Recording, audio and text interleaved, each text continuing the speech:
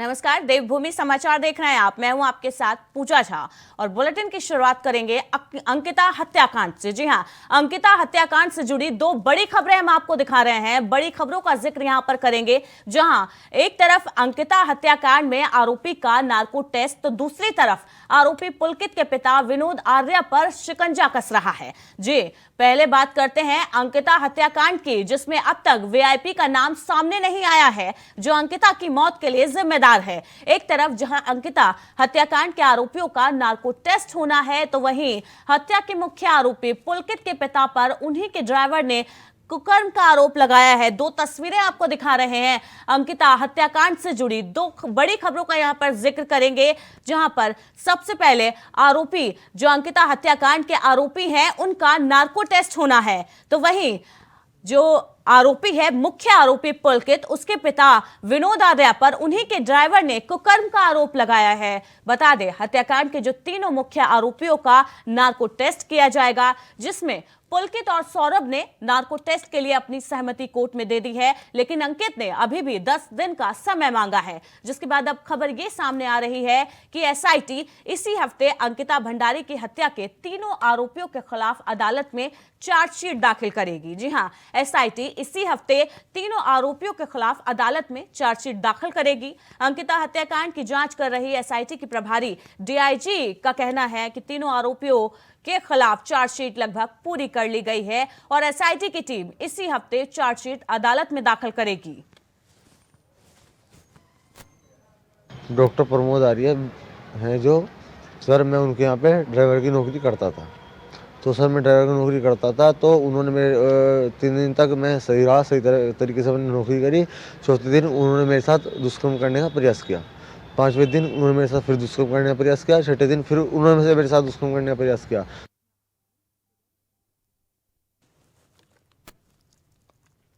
तो अंकिता हत्याकांड में रोज नए नए ट्विस्ट एंड टर्न्स आ रहे हैं। एक तरफ जहां आरोपी का नार्को टेस्ट होना है, तीनों आरोपियों का नार्को टेस्ट होगा, पुलकित का, अंकित और सौरभ का। तो वहीं पुलकित जो मुख्य आरोपी है, उसके पिता पर उन्हीं के ड्राइवर ने गंभीर आरोप लगाए हैं। इसी खबर पर मेरे साथ मेरे सहयोगी अभय कैंथुरा देहरादून से जुड़े हुए हैं, माफ कीजिएगा, सौरभ भाटिया देहरादून से जुड़े हुए हैं और हरिद्वार से विकास चौहान मेरे साथ जुड़े हुए हैं। सौरभ, सबसे पहले आपके पास आना चाहूंगी। एसआईटी अंकिता हत्याकांड की जो चार्जशीट है इसी हफ्ते दाखिल करेगी। जो एसआईटी अधिकारी हैं, उनका कहना है कि लगभग चार्जशीट का काम पूरा हो गया है और जल्द ही उनकी तरफ से कोर्ट में चार्जशीट दाखिल की जाएगी। तो क्या लग रहा है, अंकिता को न्याय मिलने का जो उम्मीद है वो जल्द पूरी होगी? बिल्कुल, देखिए, सरकार जिस तरीके से लगातार इस बात का दावा कर रही थी कि अंकिता के हत्यारों को सख्त से सख्त सजा मिल सके, इसको लेकर बाकायदा पुलिस को भी सख्त निर्देश दिए गए थे, जिसके फलस्वरूप भी तमाम चीजें दिखाई भी देने लगी है कि लगातार जो शिकंजा कसा जा रहा है। लगातार जो नार्को टेस्ट की जो बात सामने आ रही थी, उसके लिए बाकायदा सोमवार को जो एप्लीकेशन दाखिल की गई थी, जिसके बाद जो ये उम्मीद की जा रही है कि जल्दी जो नार्को टेस्ट भी हो जाएगा। इसमें उस वीआईपी का नाम भी खुलकर सामने आएगा, जिसकी जो लगातार मांग उठ रही है, चाहे विपक्षी दलों के द्वारा की जाए, सामाजिक संगठनों के द्वारा बात की जाए। हालांकि जो है, ये पुलिस सूत्रों के द्वारा ये भी जानकारी मिल रही है कि पुलकित ने और अंकित ने जो इस बात की सहमति भी व्यक्त कर दी कि वो अपना नार्को टेस्ट कराने के लिए तैयार है। वहीं जो है पुलिस की तरफ से चार्जशीट लगभग पूरी तैयार कर ली गई है और जल्द ही जो है उसे कोर्ट में सबमिट भी कर दिया जाएगा। जी सौरभ, अभी तक वीआईपी का नाम सामने नहीं आया है कि आखिर वो कौन वीआईपी गेस्ट थे जो होटल में रुकने वाले थे। वहीं एसआईटी की जांच, लगभग एसआईटी का कहना है कि चार्जशीट का जो काम है वो लगभग पूरा हो चुका है और इसी हफ्ते वो दाखिल कर देगी। तो वहीं अगर जांच की बात की जाए तो जांच अब तक कहां पहुंची है, क्योंकि अब तक वीआईपी का नाम सामने नहीं आया है और काफी दिन इस हत्याकांड को हो चुके हैं।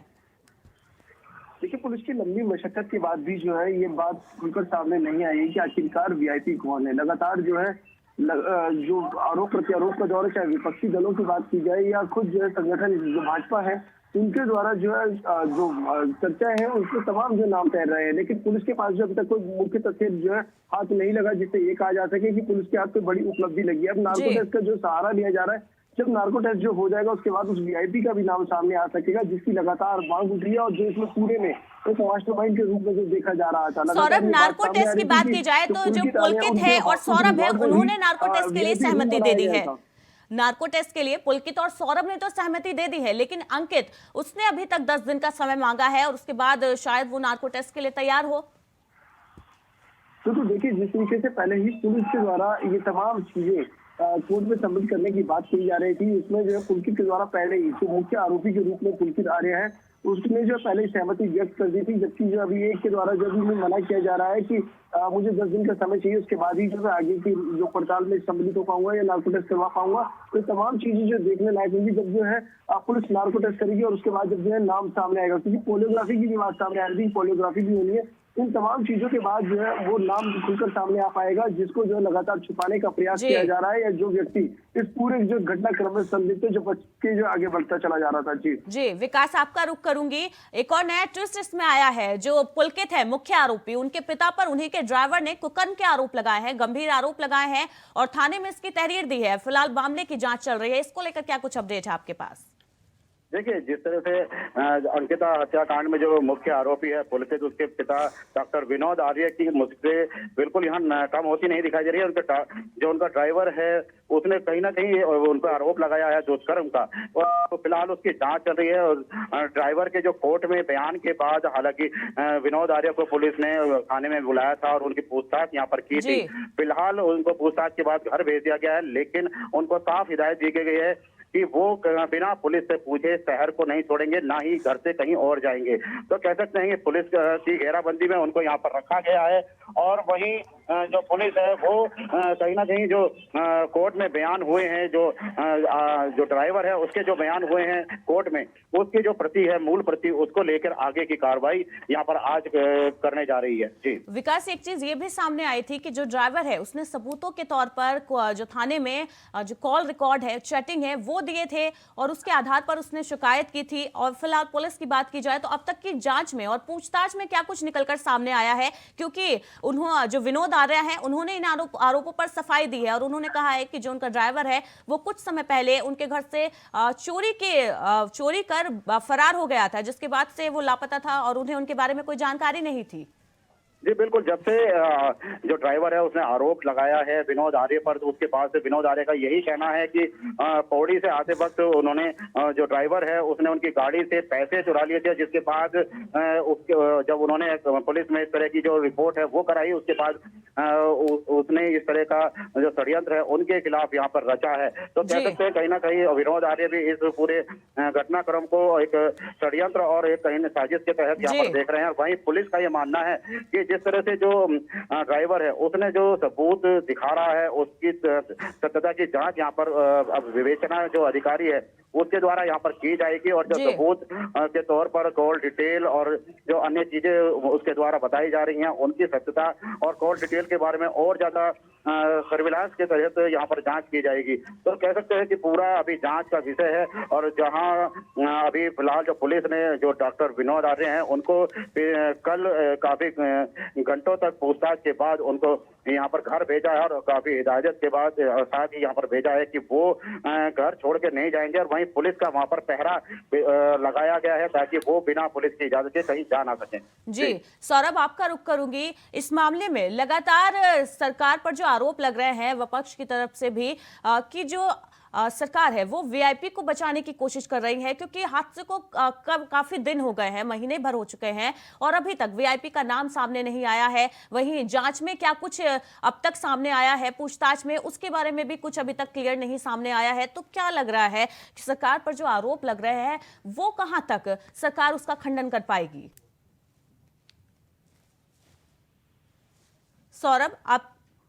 सौरभ से हमारा संपर्क नहीं हो पा रहा है। विकास, मैं आपके पास आना चाहूंगी। विनोद आर्य पर जो आरोप लग रहे हैं उनकी अगर बात की जाए तो वो कहां तक सही है, क्योंकि वो तो आरोपों का खंडन कर रहे हैं। पुलिस फिलहाल मामले की जांच कर रही है। अंकिता केस से भी इस मामले को जोड़ा जा रहा है क्योंकि पुलकित का नार्को टेस्ट होना है और इसी बीच ये खबर आई है कि ड्राइवर ने उन पर ये आरोप लगाए हैं। तो कहीं ना कहीं ये जो केस है इनकी कड़ी आपस में जुड़ती नजर आई है।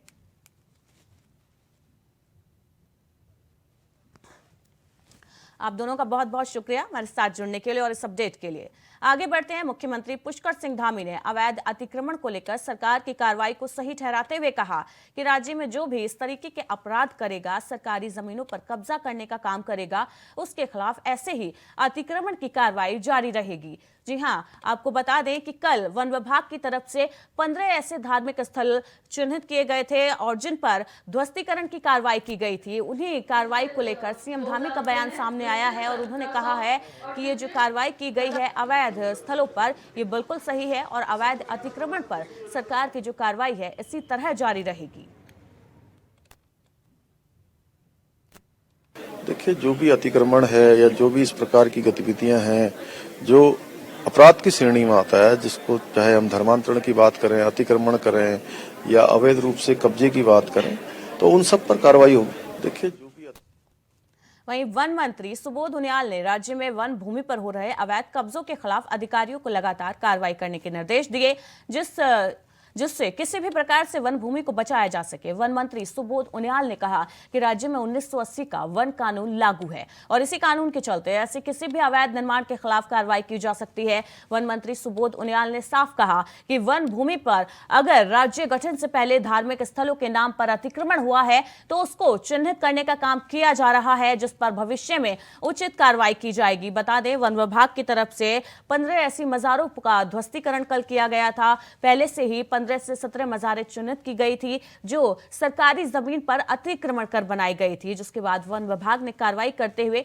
उन मज़ारों को ध्वस्त करने का आदेश दिया था और इसी पर वन मंत्री सुबोध उनियाल का बयान सामने आया है और उन्होंने कहा है कि अवैध कब्जों और अतिक्रमण पर इसी तरह की कार्रवाई जारी रहेगी।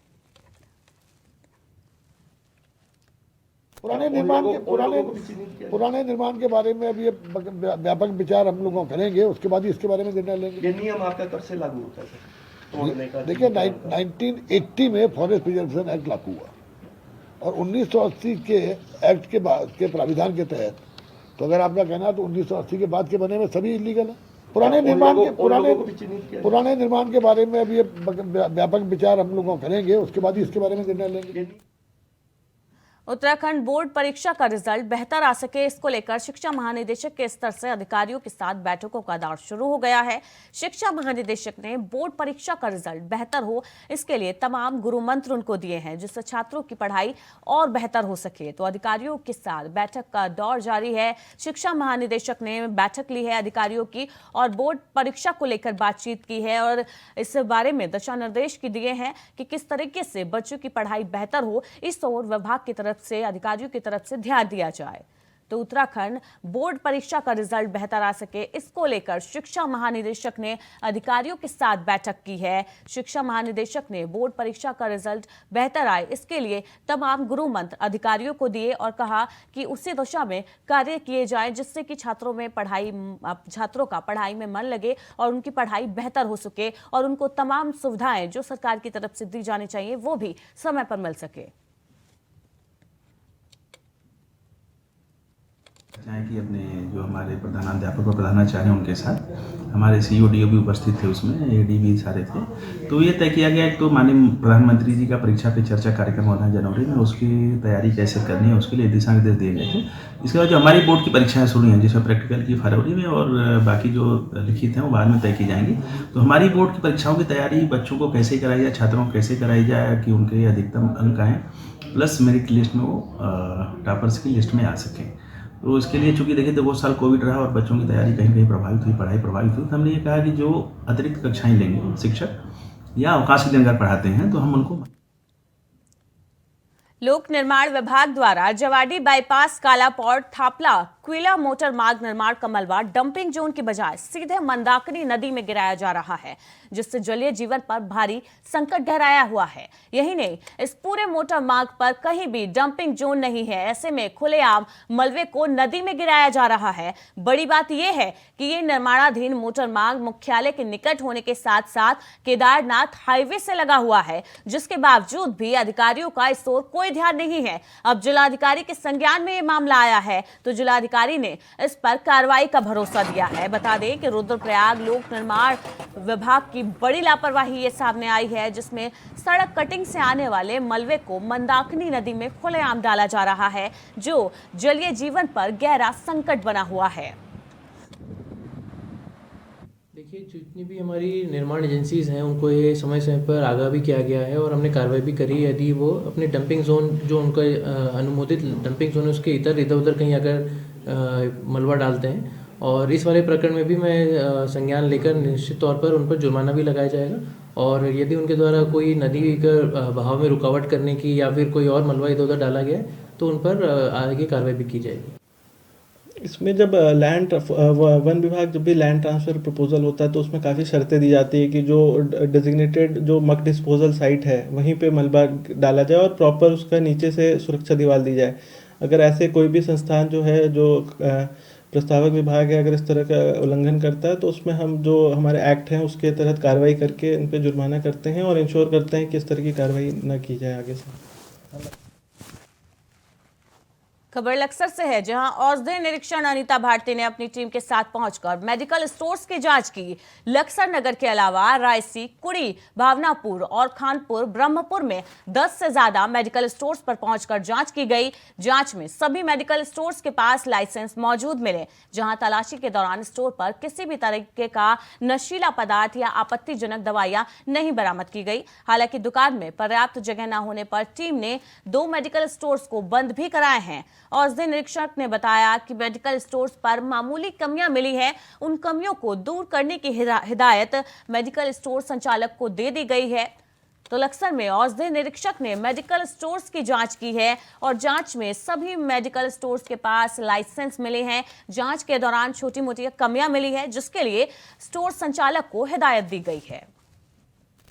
चेकअप किया जा रहा है और जैसा कि मेडिकल स्टोरों पर कई तरह की सावधानियां नहीं बरती जा रही हैं, जैसे फार्मासिस्ट दुकान पे नहीं है या नारकोटिक दवाइयां जिनका मिसयूज बहुत ज़्यादा हो रहा है, लाइफ सेविंग ड्रग्स हैं वो, और उसका प्रयोग लोग नशे के लिए कर रहे हैं। तो ऐसी लोगों को हिदायत दी गई है कि प्रॉपर तरीके से फार्मासिस्ट के प्रेजेंस में देंगे और पूरा रिकॉर्ड मेंटेन करेंगे। और कई दुकान ऐसे हैं जो मानकों के आधार पर जो है अपना फॉलो नहीं कर रही हैं सारे रूल्स रेगुलेशन, तो ऐसी स्थिति में 4 दुकानों को बंद कराया गया है। वहीं देहरादून से बड़ी अपडेट आपको देते हैं। बीजेपी प्रदेश मुख्यालय में धरना प्रदर्शन जारी है। उत्तरकाशी जिला पंचायत सदस्यों का धरना जारी है।